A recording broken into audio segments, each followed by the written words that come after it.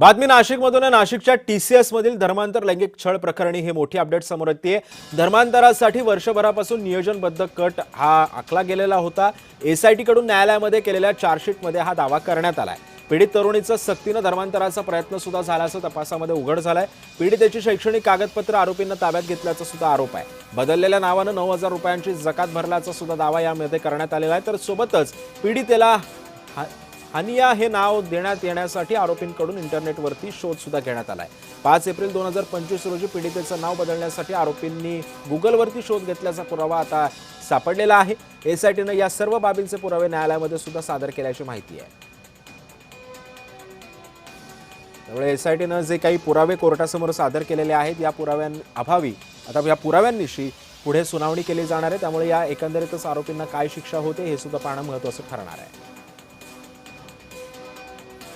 TCS धर्मांतर आणि लैंगिक छळ प्रकरणी आता मोठी अपडेट समोर आली आहे। SIT कडून न्यायालयामध्ये केलेल्या चार्जशीटमध्ये अनेक पुराव्यांचा दाखला देण्यात आलेला आहे। पीडित तरुणीनं सक्तीनं धर्मांतरण करण्याचा प्रयत्न केला होता। पीडितेचा शैक्षणिक कागदपत्र आरोपींनी ताब्यात घेतल्याचा आरोप सुद्धा करण्यात आलेला आहे। बदललेल्या नावानं 9,000 रुपयांची जकात भरल्याचा दावा सुद्धा या चार्जशीटमध्ये करण्यात आलेला आहे।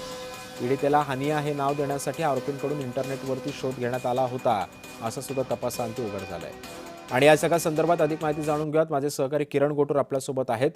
किरण, आपण बघतोय की SITनं हे सर्व पुरावे कोर्टासमोर सादर केलेले आहेत। या चार्जशीटमध्ये TCS धर्मांतर आणि लैंगिक छळ प्रकरणामध्ये जे या तरुणीला हानिया हे नाव देण्यात आलेलं होतं याचा सुद्धा शोध गुगलवरून घेतला गेलेला होता असं सुद्धा SITनं आपल्या तपासात म्हटलंय। आणखी काय काय खुलासे या प्रकरणात आता होऊ शकतात? सिद्धेश, अनेक महत्वाची जी माहिती आहे या सगळ्या तपासामध्ये आता समोर येताना आपल्याला बघायला मिळतं। आतापर्यंत नाशिकच्या TCS प्रकरणामध्ये 9 गुन्हे दाखल झालेले आहेत। पण पहिला जो गुन्हा होता जो नाशिकच्या देवळाली पोलीस ठाण्यामध्ये दाखल झालेला होता, तर त्या गुन्ह्यामध्ये एका महिलेवरती अत्याचार आणि धर्मांतराचा प्रयत्न झालेत अशा पद्धतीचे आरोप झाले आणि या सगळ्या प्रकरणी 3 जणांना पोलिसांनी ताब्यात घेतलं। आणि त्यानंतर मागच्या काही दिवसांपूर्वी निदा खान जे संशयित आरोपी या सगळ्या प्रकरणामध्ये होती ती फरार होती, त्यानंतर तिला ताब्यात घेण्यात आलं। आता या सगळ्या प्रकरणामध्ये जे नवनवे माहिती आहे ते एकूणच समोर येताना आपल्याला बघायला मिळते। या सगळ्या धर्मांतराचा जो प्लॅन आहे तो गेल्या 1 वर्षांपासून हे करण्यात आलेलं होतं अशा पद्धतीची माहिती आता पोलीस तपासामध्ये समोर आली आहे।